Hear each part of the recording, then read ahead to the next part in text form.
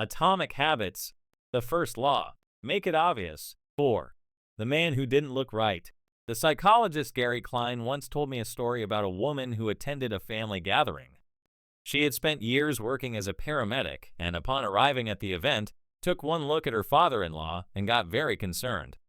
"I don't like the way you look," she said. Her father-in-law, who was feeling perfectly fine, jokingly replied, "Well, I don't like your looks either." "No," she insisted. "You need to go to the hospital now." A few hours later, the man was undergoing life-saving surgery after an examination had revealed that he had a blockage to a major artery and was at immediate risk of a heart attack. Without his daughter-in-law's intuition, he could have died. What did the paramedic see? How did she predict his impending heart attack? When major arteries are obstructed, the body focuses on sending blood to critical organs and away from peripheral locations near the surface of the skin. The result is a change in the pattern of distribution of blood in the face. After many years of working with people with heart failure, the woman had unknowingly developed the ability to recognize this pattern on sight. She couldn't explain what it was that she noticed in her father-in-law's face, but she knew something was wrong. Similar stories exist in other fields. For example, military analysts can identify which blip on a radar screen is an enemy missile and which one is a plane from their own fleet, even though they are traveling at the same speed, flying at the same altitude, and look identical on radar in nearly every respect. During the Gulf War, Lieutenant Commander Michael Riley saved an entire battleship when he ordered a missile shot down, despite the fact that it looked exactly like the battleship's own planes on radar. He made the right call, but even his superior officers couldn't explain how he did it. Museum curators have been known to discern the difference between an authentic piece of art and an expertly produced counterfeit, even though they can't tell you precisely which details tipped them off. Experienced radiologists can look at a brain scan and predict the area where a stroke will develop before any obvious signs are visible to the untrained eye. I've even heard of hairdressers noticing whether a client is pregnant based only on the feel of her hair. The human brain is a prediction machine. It is continuously taking in your surroundings and analyzing the information it comes across. Whenever you experience something repeatedly, like a paramedic seeing the face of a heart attack patient or a military analyst seeing a missile on a radar screen, your brain begins noticing what is important, sorting through the details and highlighting the relevant cues, and cataloging that information for future use. With enough practice, you can pick up on the cues that predict certain outcomes without consciously thinking about it. Automatically, your brain encodes the lessons learned through experience. We can't always explain what it is we are learning, but learning is happening all along the way, and your ability to notice the relevant cues in a given situation is the foundation for every habit you have. We underestimate how much our brains and bodies can do without thinking.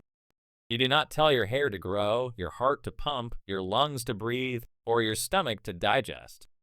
And yet your body handles all this and more on autopilot. You are much more than your conscious self. Consider hunger.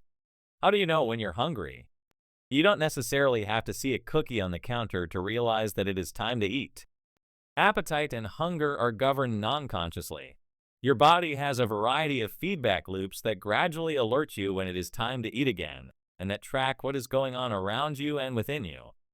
Cravings can arise thanks to hormones and chemicals circulating through your body. Suddenly, you're hungry even though you're not quite sure what tipped you off. This is one of the most surprising insights about our habits. You don't need to be aware of the cue for a habit to begin.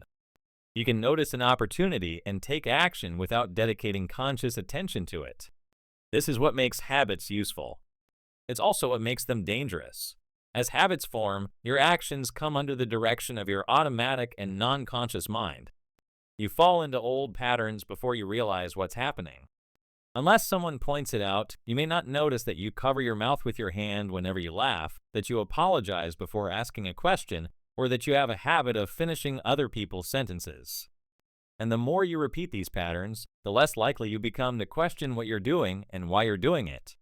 I once heard of a retail clerk who was instructed to cut up empty gift cards after customers had used up the balance on the card. One day, the clerk cashed out a few customers in a row who purchased with gift cards. When the next person walked up, the clerk swiped the customer's actual credit card, picked up the scissors, and then cut it in half, entirely on autopilot, before looking up at the stunned customer and realizing what had just happened. Another woman I came across in my research was a former preschool teacher who had switched to a corporate job. Even though she was now working with adults, her old habits would kick in, and she kept asking coworkers if they had washed their hands after going to the bathroom. I also found the story of a man who had spent years working as a lifeguard and would occasionally yell "walk" whenever he saw a child running. Over time, the cues that spark our habits become so common that they are essentially invisible. The treats on the kitchen counter, the remote control next to the couch, the phone in our pocket. Our responses to these cues are so deeply encoded that it may feel like the urge to act comes from nowhere. For this reason, we must begin the process of behavior change with awareness. Before we can effectively build new habits, we need to get a handle on our current ones. This can be more challenging than it sounds because once a habit is firmly rooted in your life, it is mostly non-conscious and automatic. If a habit remains mindless, you can't expect to improve it. As the psychologist Carl Jung said, until you make the unconscious conscious, it will direct your life and you will call it fate. The habit scorecard, the Japanese railway system, is regarded as one of the best in the world. If you ever find yourself riding a train in Tokyo, you'll notice that the conductors have a peculiar habit. As each operator runs the train, they proceed through a ritual of pointing at different objects and calling out commands. When the train approaches a signal, the operator will point at it and say, "Signal is green." As the train pulls into and out of each station, the operator will point at the speedometer and call out the exact speed. When it's time to leave, the operator will point at the timetable and state the time. Out on the platform, other employees are performing similar actions. Before each train departs, staff members will point along the edge of the platform and declare, "All clear." Every detail is identified, pointed at, and named aloud. This process, known as pointing and calling, is a safety system designed to reduce mistakes. It seems silly, but it works incredibly well. Pointing and calling reduces errors by up to 85% and cuts accidents by 30%. The MTA subway system in New York City adopted a modified version that is point only, and within 2 years of implementation, incidents of incorrectly berthed subways fell 57%. Pointing and calling is so effective because it raises the level of awareness from a non-conscious habit to a more conscious level.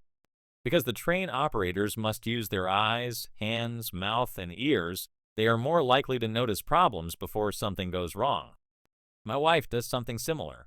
Whenever we are preparing to walk out the door for a trip, she verbally calls out the most essential items in her packing list. I've got my keys. I've got my wallet. I've got my glasses. I've got my husband. The more automatic a behavior becomes, the less likely we are to consciously think about it. And when we've done something 1,000 times before, we begin to overlook things. We assume that the next time will be just like the last. We're so used to doing what we've always done that we don't stop to question whether it's the right thing to do at all. Many of our failures in performance are largely attributable to a lack of self-awareness. One of our greatest challenges in changing habits is maintaining awareness of what we are actually doing. This helps explain why the consequences of bad habits can sneak up on us. We need a point and call system for our personal lives. That's the origin of the habits scorecard, which is a simple exercise you can use to become more aware of your behavior. To create your own, make a list of your daily habits. Here's a sample of where your list might start. Wake up, turn off alarm, check my phone, go to the bathroom, weigh myself, take a shower, brush my teeth, floss my teeth, put on deodorant, hang up towel to dry, get dressed, make a cup of tea, and so on. Once you have a full list, look at each behavior and ask yourself, is this a good habit, a bad habit, or a neutral habit? If it is a good habit, write plus next to it. If it is a bad habit, write. If it is a neutral habit, write equal. For example, the list above might look like this. Wake up equal. Turn off alarm equal. Check my phone. Go to the bathroom equal. Weigh myself plus. Take a shower plus. Brush my teeth plus. Floss my teeth plus. Put on deodorant plus. Hang up towel to dry equal. Get dressed equal. Make a cup of tea plus. The marks you give to a particular habit will depend on your situation and your goals. For someone who is trying to lose weight, eating a bagel with peanut butter every morning might be a bad habit. For someone who is trying to bulk up and add muscle, the same behavior might be a good habit.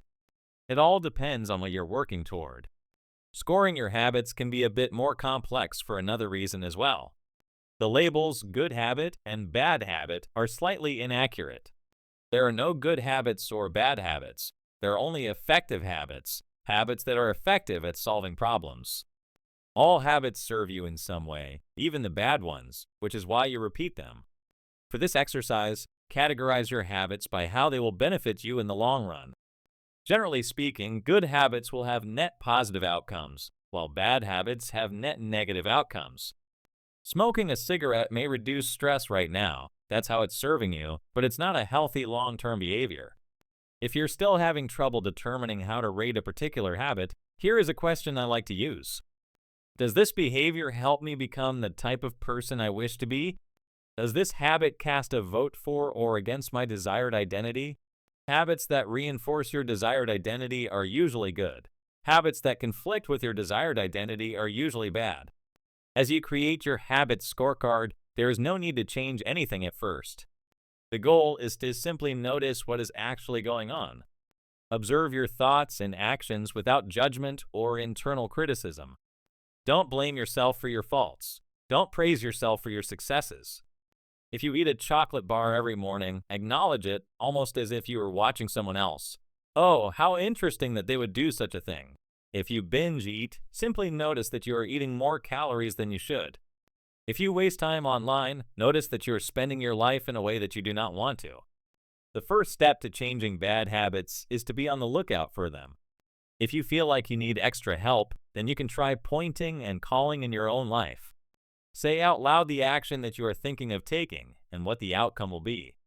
For example, if you want to cut back on your junk food habit but notice yourself grabbing another cookie, say out loud, "I'm about to eat this cookie, but I don't need it. Eating it will cause me to gain weight and hurt my health." Hearing your bad habits spoken aloud makes the consequences seem more real.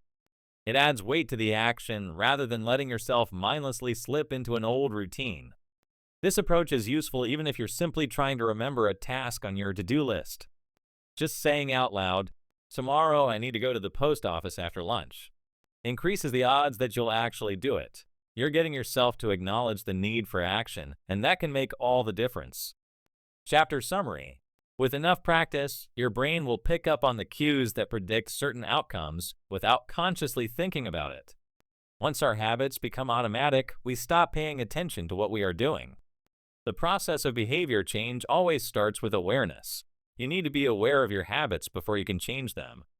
Pointing and calling raises your level of awareness from a non-conscious habit to a more conscious level by verbalizing your actions. The habit scorecard is a simple exercise you can use to become more aware of your behavior. 5.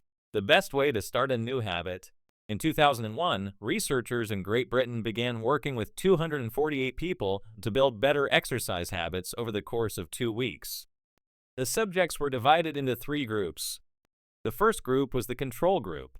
They were simply asked to track how often they exercised. The second group was the motivation group. They were asked not only to track their workouts, but also to read some material on the benefits of exercise. The researchers also explained to the group how exercise could reduce the risk of coronary heart disease and improve heart health. Finally, there was the third group. These subjects received the same presentation as the second group, which ensured that they had equal levels of motivation. However, they were also asked to formulate a plan for when and where they would exercise over the following week.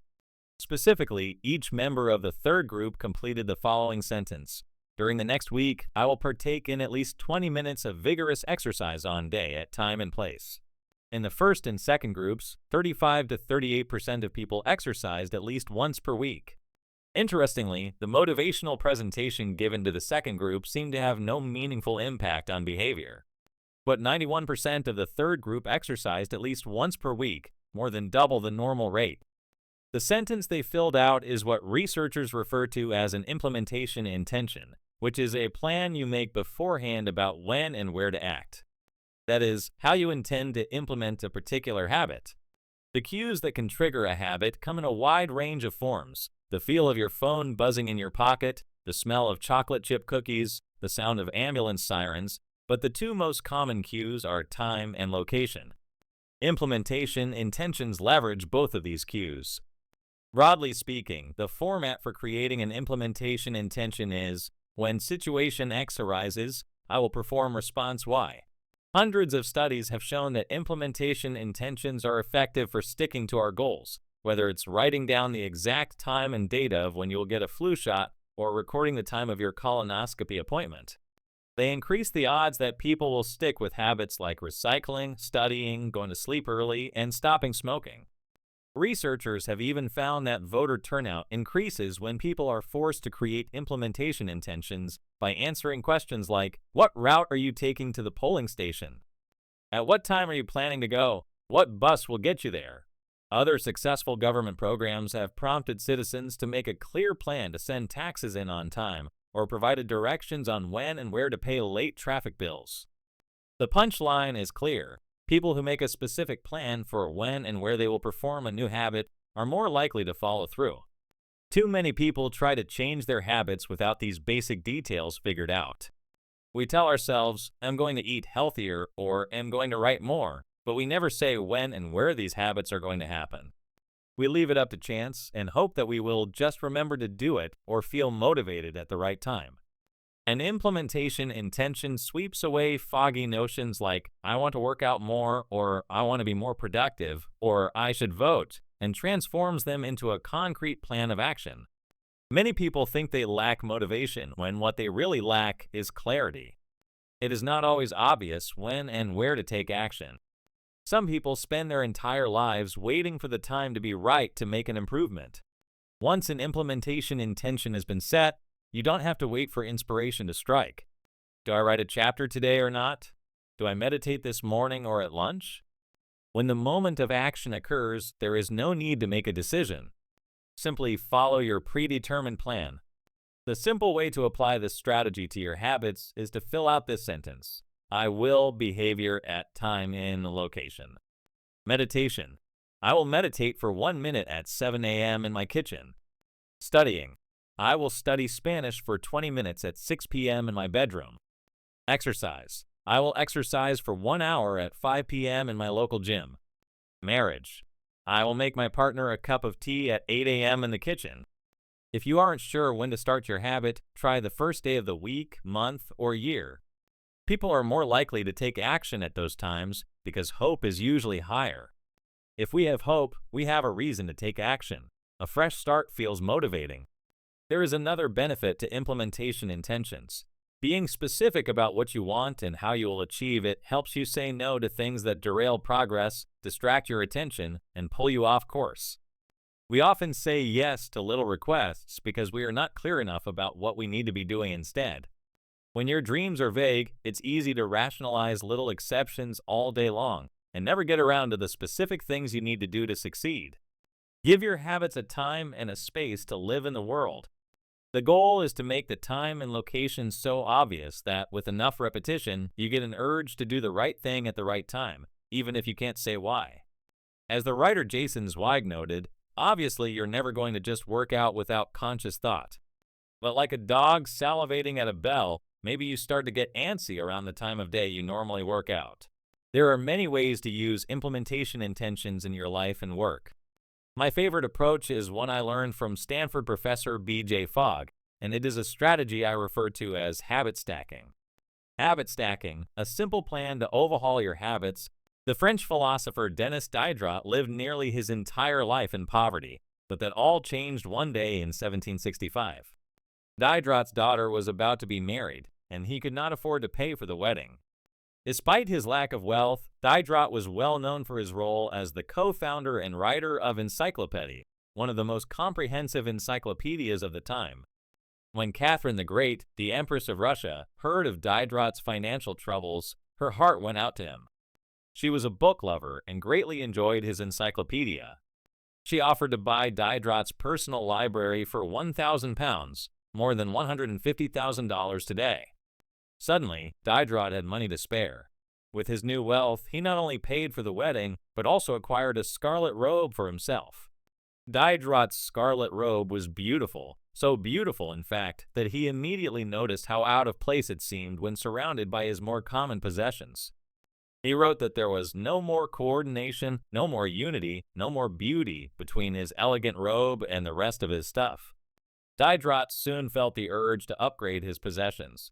He replaced his rug with one from Damascus. He decorated his home with expensive sculptures. He bought a mirror to place above the mantel and a better kitchen table.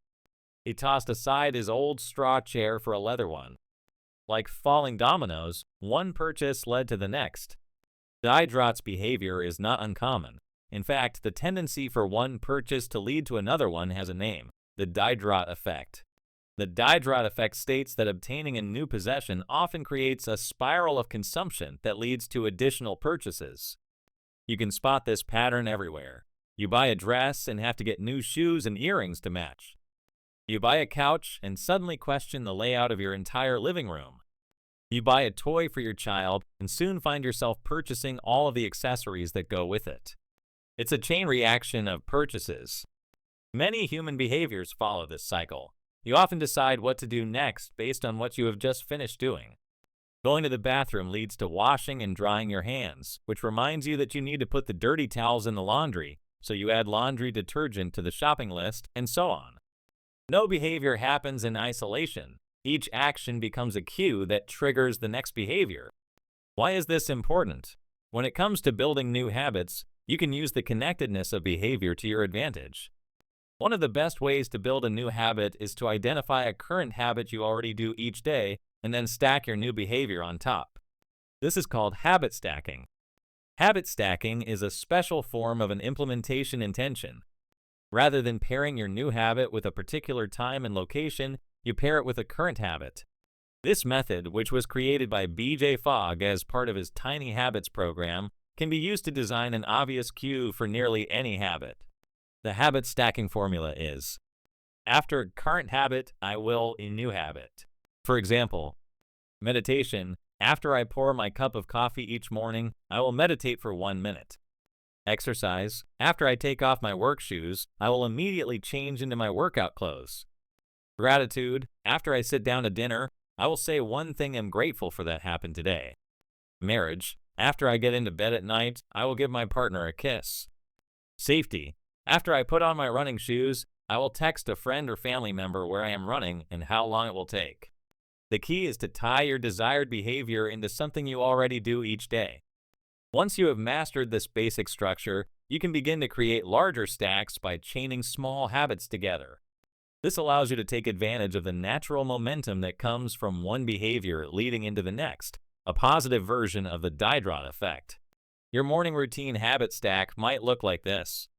After I pour my morning cup of coffee, I will meditate for 60 seconds.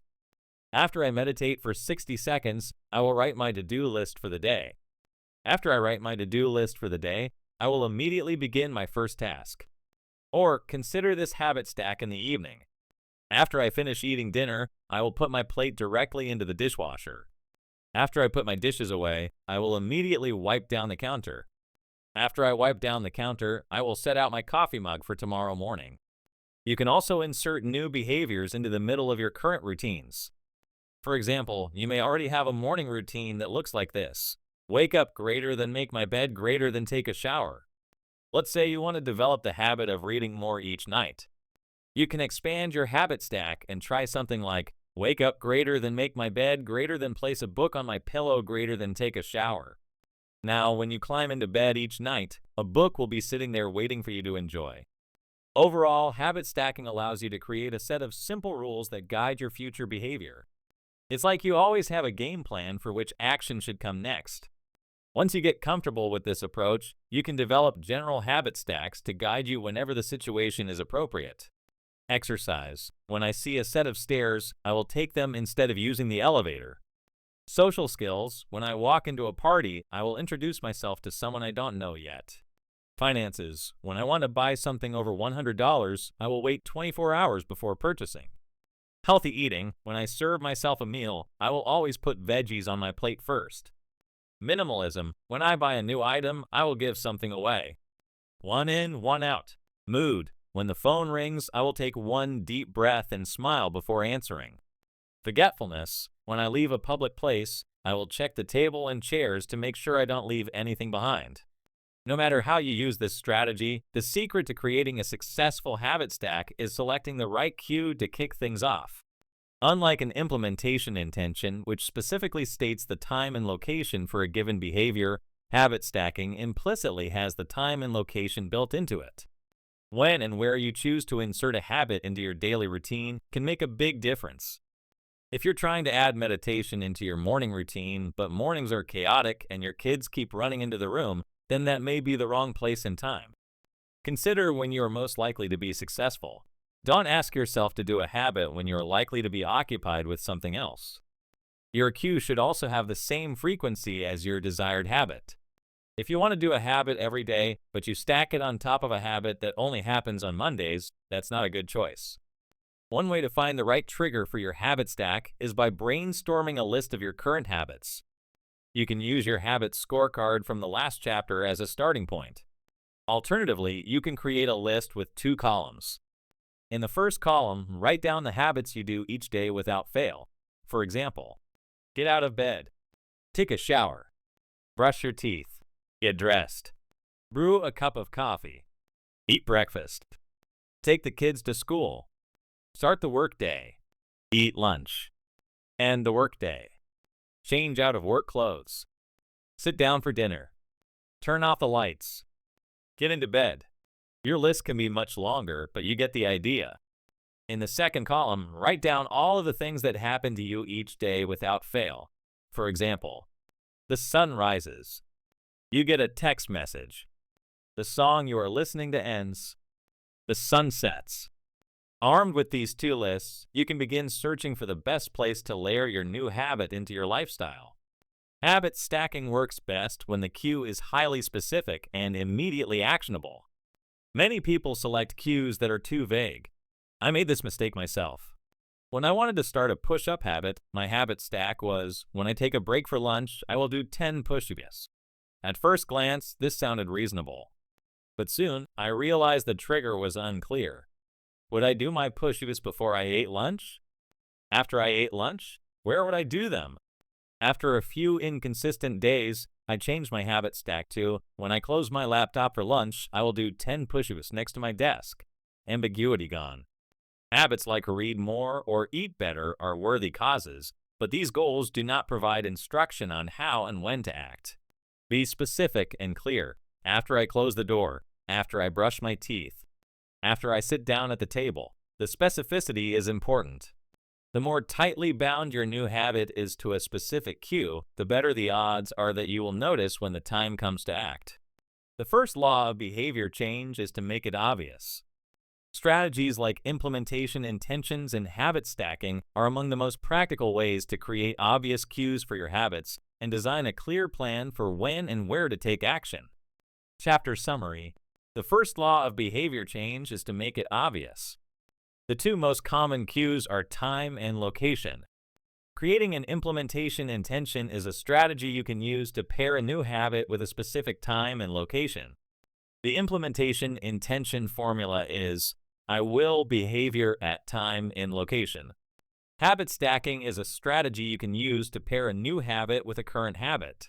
The habit stacking formula is, after current habit, I will new habit.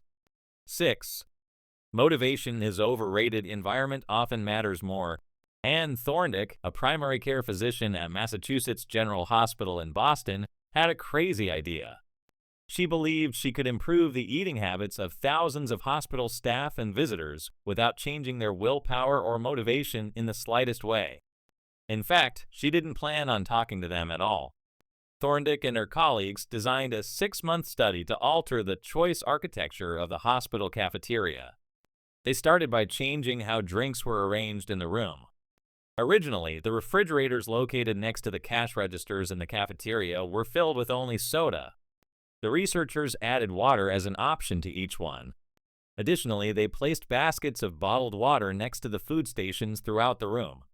Soda was still in the primary refrigerators, but water was now available at all drink locations.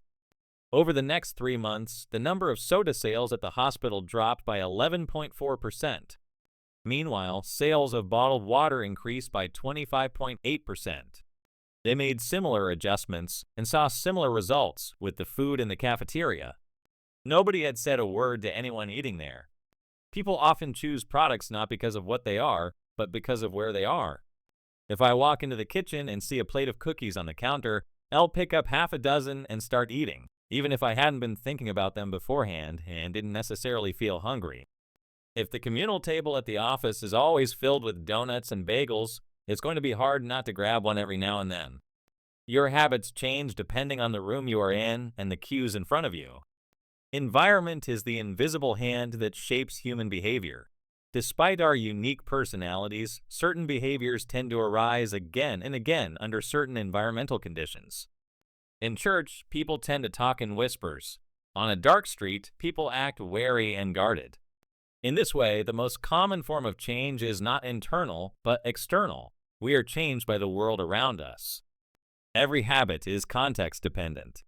In 1936, psychologist Kurt Lewin wrote a simple equation that makes a powerful statement. Behavior is a function of the person in their environment, or B equal F, PE. It didn't take long for Lewin's equation to be tested in business. In 1952, the economist Hawkins Stern described a phenomenon he called suggestion impulse buying, which is triggered when a shopper sees a product for the first time and visualizes a need for it. In other words, customers will occasionally buy products not because they want them, but because of how they are presented to them. For example, items at eye level tend to be purchased more than those down near the floor. For this reason, you'll find expensive brand names featured in easy-to-reach locations on store shelves because they drive the most profit, while cheaper alternatives are tucked away in harder-to-reach spots. The same goes for end caps, which are the units at the end of aisles. End caps are money-making machines for retailers because they are obvious locations that encounter a lot of foot traffic. For example, 45% of Coca-Cola sales come specifically from end-of-the-aisle racks. The more obviously available a product or service is, the more likely you are to try it. People drink Bud Light because it is in every bar and visit Starbucks because it is on every corner. We like to think that we are in control. If we choose water over soda, we assume it is because we wanted to do so. The truth, however, is that many of the actions we take each day are shaped not by purposeful drive and choice, but by the most obvious option. Every living being has its own methods for sensing and understanding the world. Eagles have remarkable long-distance vision. Snakes can smell by tasting the air with their highly sensitive tongues. Sharks can detect small amounts of electricity and vibrations in the water caused by nearby fish. Even bacteria have chemoreceptors, tiny sensory cells that allow them to detect toxic chemicals in their environment. In humans, perception is directed by the sensory nervous system. We perceive the world through sight, sound, smell, touch, and taste. But we also have other ways of sensing stimuli. Some are conscious, but many are non-conscious. For instance, you can notice when the temperature drops before a storm, or when the pain in your gut rises during a stomachache, or when you fall off balance while walking on rocky ground. Receptors in your body pick up on a wide range of internal stimuli, such as the amount of salt in your blood or the need to drink when thirsty. The most powerful of all human sensory abilities, however, is vision. The human body has about 11 million sensory receptors. Approximately 10 million of those are dedicated to sight. Some experts estimate that half of the brain's resources are used on vision. Given that we are more dependent on vision than on any other sense, it should come as no surprise that visual cues are the greatest catalyst of our behavior. For this reason, a small change in what you see can lead to a big shift in what you do. As a result, you can imagine how important it is to live and work in environments that are filled with productive cues and devoid of unproductive ones. Thankfully, there is good news in this respect. You don't have to be the victim of your environment. You can also be the architect of it. How to design your environment for success. During the energy crisis and oil embargo of the 1970s, Dutch researchers began to pay close attention to the country's energy usage. In one suburb near Amsterdam, They found that some homeowners used 30% less energy than their neighbors, despite the homes being of similar size and getting electricity for the same price. It turned out the houses in this neighborhood were nearly identical, except for one feature, the location of the electrical meter. Some had one in the basement, others had the electrical meter upstairs in the main hallway. As you may guess, the homes with the meters located in the main hallway used less electricity. When their energy use was obvious and easy to track, people changed their behavior. Every habit is initiated by a cue, and we are more likely to notice cues that stand out. Unfortunately, the environments where we live and work often make it easy not to do certain actions because there is no obvious cue to trigger the behavior. It's easy not to practice the guitar when it's tucked away in the closet. It's easy not to read a book when the bookshelf is in the corner of the guest room. It's easy not to take your vitamins when they are out of sight in the pantry. When the cues that spark a habit are subtle or hidden, they are easy to ignore. By comparison, creating obvious visual cues can draw your attention toward a desired habit. In the early 1990s, the cleaning staff at Schiphol Airport in Amsterdam installed a small sticker that looked like a fly near the center of each urinal. Apparently, when men stepped up to the urinals, they aimed for what they thought was a bug. The stickers improved their aim and significantly reduced spillage around the urinals. Further analysis determined that the stickers cut bathroom cleaning costs by 8% per year. I've experienced the power of obvious cues in my own life. I used to buy apples from the store, put them in the crisper in the bottom of the refrigerator, and forget all about them. By the time I remembered, the apples would have gone bad. I never saw them, so I never ate them. Eventually, I took my own advice and redesigned my environment. I bought a large display bowl and placed it in the middle of the kitchen counter. The next time I bought apples, that was where they went, out in the open where I could see them. Almost like magic, I began eating a few apples each day simply because they were obvious rather than out of sight. Here are a few ways you can redesign your environment and make the cues for your preferred habits more obvious. If you want to remember to take your medication each night, put your pill bottle directly next to the faucet on the bathroom counter. If you want to practice guitar more frequently, place your guitar stand in the middle of the living room. If you want to remember to send more thank you notes, keep a stack of stationery on your desk. If you want to drink more water, fill up a few water bottles each morning and place them in common locations around the house.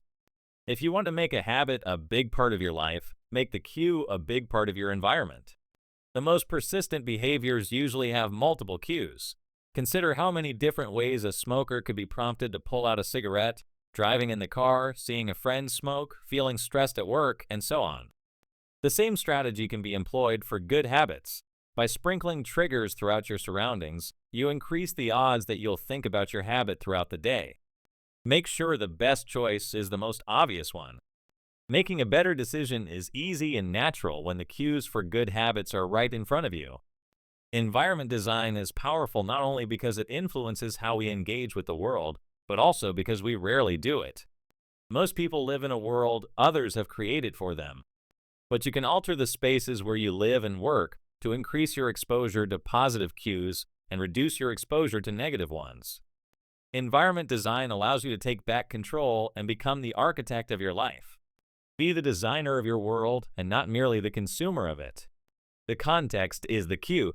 The cues that trigger a habit can start out very specific, but over time your habits become associated not with a single trigger, but with the entire context surrounding the behavior. For example, many people drink more in social situations than they would ever drink alone. The trigger is rarely a single cue, but rather the whole situation, watching your friends order drinks, hearing the music at the bar, seeing the beers on tap. We mentally assign our habits to the locations in which they occur, the home, the office, the gym.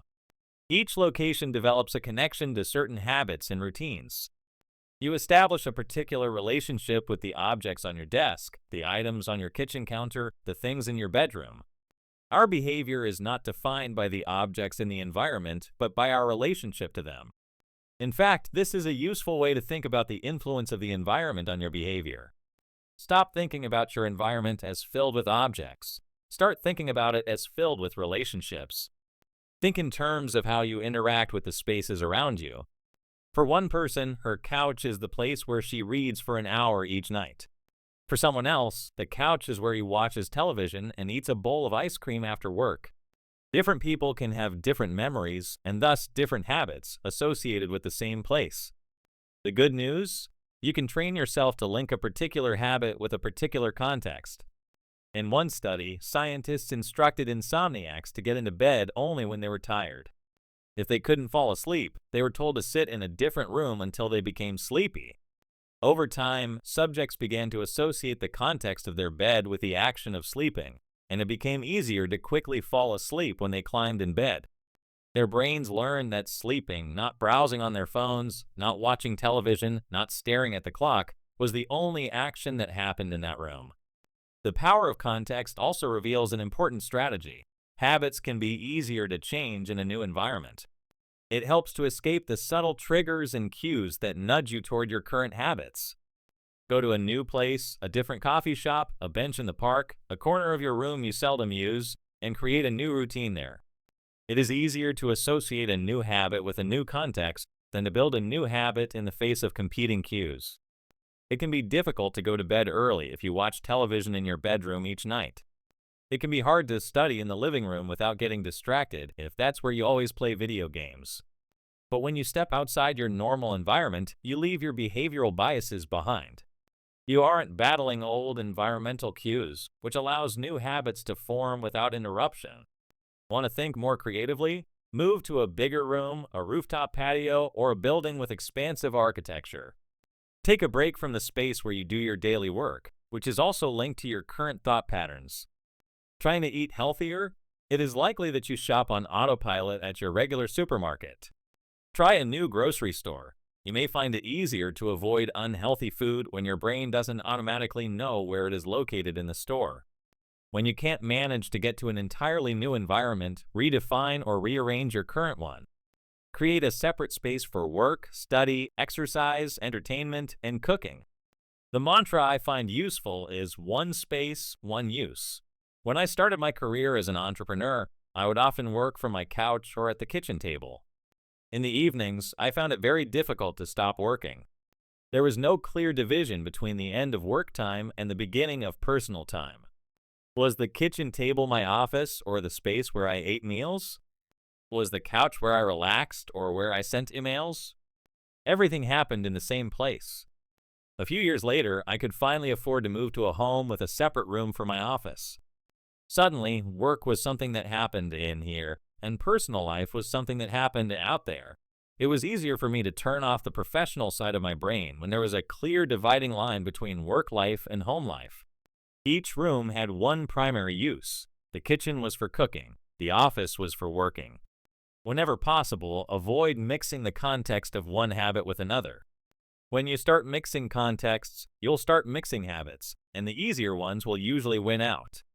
This is one reason why the versatility of modern technology is both a strength and a weakness. You can use your phone for all sorts of tasks, which makes it a powerful device. But when you can use your phone to do nearly anything, it becomes hard to associate it with one task. You want to be productive, but you're also conditioned to browse social media, check email, and play video games whenever you open your phone. It's a mishmash of cues. You may be thinking, you don't understand. I live in New York City. My apartment is the size of a smartphone. I need each room to play multiple roles. Fair enough. If your space is limited, divide your room into activity zones. A chair for reading, a desk for writing, a table for eating. You can do the same with your digital spaces. I know a writer who uses his computer only for writing, his tablet only for reading, and his phone only for social media and texting. Every habit should have a home. If you can manage to stick with this strategy, each context will become associated with a particular habit and mode of thought. Habits thrive under predictable circumstances like these. Focus comes automatically when you are sitting at your work desk. Relaxation is easier when you are in a space designed for that purpose. Sleep comes quickly when it is the only thing that happens in your bedroom.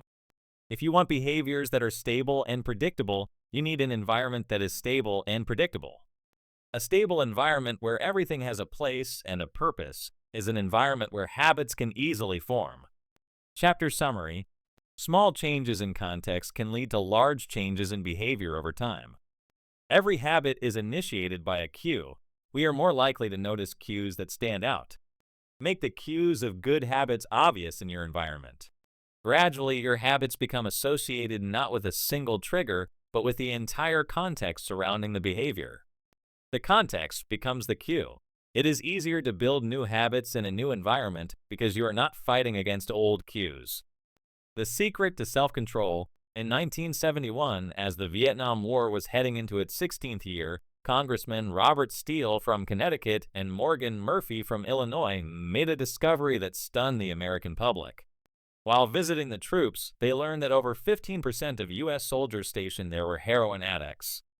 Follow-up research revealed that 35% of service members in Vietnam had tried heroin, and as many as 20% were addicted. The problem was even worse than they had initially thought. The discovery led to a flurry of activity in Washington, including the creation of the Special Action Office of Drug Abuse Prevention under President Nixon to promote prevention and rehabilitation and to track addicted service members when they returned home. Lee Robbins was one of the researchers in charge.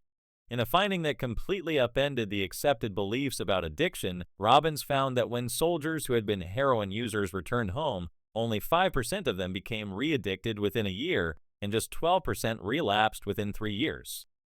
In other words, approximately 9 out of 10 soldiers who used heroin in Vietnam eliminated their addiction nearly overnight.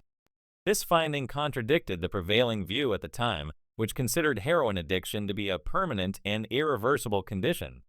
Instead, Robbins revealed that addictions could spontaneously dissolve if there was a radical change in the environment. In Vietnam, soldiers spent all day surrounded by cues triggering heroin use. It was easy to access, they were engulfed by the constant stress of war, they built friendships with fellow soldiers who were also heroin users, and they were thousands of miles from home. Once a soldier returned to the United States, though, he found himself in an environment devoid of those triggers. When the context changed, so did the habit. Compare this situation to that of a typical drug user. Someone becomes addicted at home or with friends, goes to a clinic to get clean, which is devoid of all the environmental stimuli that prompt their habit, then returns to their old neighborhood with all of their previous cues that caused them to get addicted in the first place. It's no wonder that usually you see numbers that are the exact opposite of those in the Vietnam study. Typically, 90% of heroin users become re-addicted once they return home from rehab. The Vietnam studies ran counter to many of our cultural beliefs about bad habits because it challenged the conventional association of unhealthy behavior as a moral weakness. If you're overweight, a smoker, or an addict, you've been told your entire life that it is because you lack self-control, maybe even that you're a bad person. The idea that a little bit of discipline would solve all our problems is deeply embedded in our culture. Recent research, however, shows something different. When scientists analyze people who appear to have tremendous self-control, it turns out those individuals aren't all that different from those who are struggling. Instead, disciplined people are better at structuring their lives in a way that does not require heroic willpower and self-control. In other words, they spend less time in tempting situations. The people with the best self-control are typically the ones who need to use it the least. It's easier to practice self-restraint when you don't have to use it very often. So yes, perseverance, grit, and willpower are essential to success, but the way to improve these qualities is not by wishing you were a more disciplined person, but by creating a more disciplined environment. This counterintuitive idea makes even more sense once you understand what happens when a habit is formed in the brain. A habit that has been encoded in the mind is ready to be used whenever the relevant situation arises.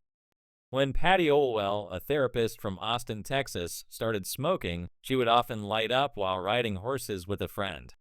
Eventually, she quit smoking and avoided it for years. She had also stopped riding. Decades later, she hopped on a horse again and found herself craving a cigarette for the first time in forever. The cues were still internalized, she just hadn't been exposed to them in a long time. Once a habit has been encoded, the urge to act follows whenever the environmental cues reappear. This is one reason behavior change techniques can backfire. Shaming obese people with weight loss presentations can make them feel stressed, and as a result, many people return to their favorite coping strategy, overeating. Showing pictures of blackened lungs to smokers leads to higher levels of anxiety, which drives many people to reach for a cigarette. If you're not careful about cues, you can cause the very behavior you want to stop. Bad habits are autocatalytic. The process feeds itself. They foster the feelings they try to numb. You feel bad, so you eat junk food. Because you eat junk food, you feel bad. Watching television makes you feel sluggish, so you watch more television because you don't have the energy to do anything else. Worrying about your health makes you feel anxious, which causes you to smoke to ease your anxiety, which makes your health even worse, and soon you're feeling more anxious. It's a downward spiral, a runaway train of bad habits.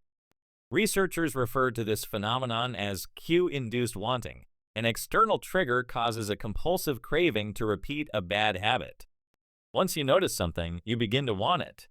This process is happening all the time, often without us realizing it.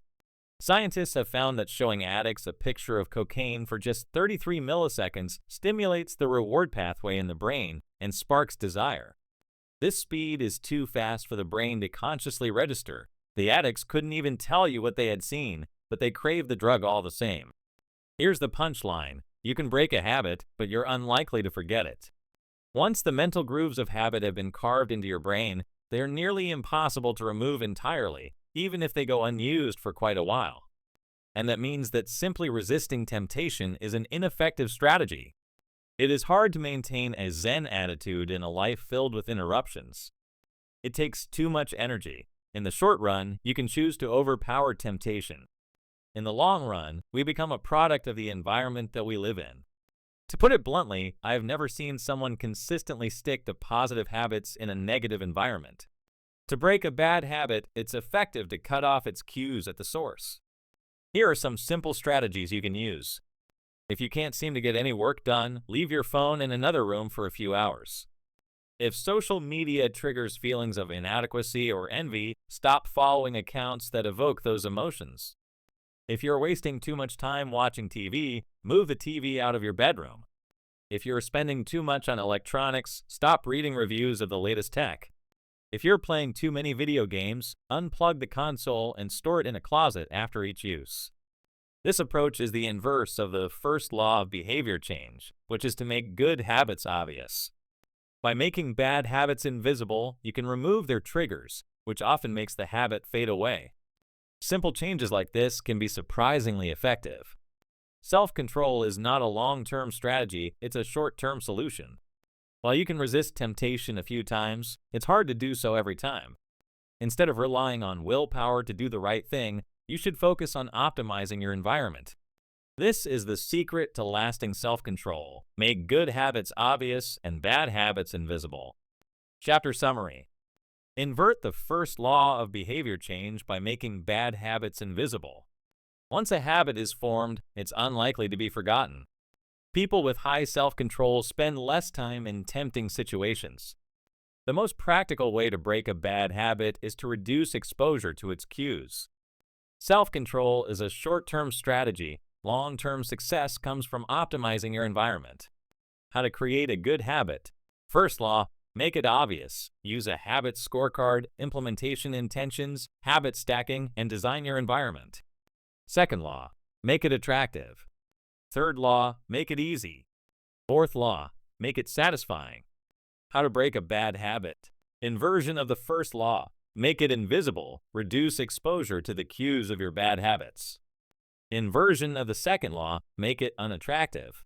Inversion of the third law, make it difficult. Inversion of the fourth law, make it unsatisfying. You can download a printable version of the cheat sheet for these habits at atomichabits.com/cheat sheet.